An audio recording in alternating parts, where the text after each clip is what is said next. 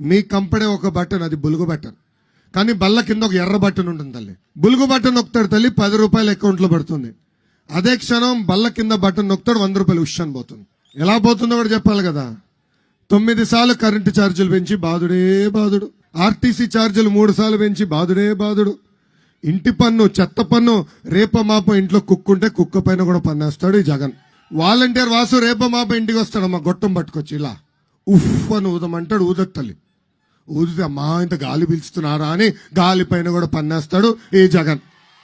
Gas ధర పెంచాడు, petrol ధర పెంచాడు, డీజిల్ ధర కూడా పెంచి ప్రజల్ని పీడిస్తున్నాడు ఈ జగన్.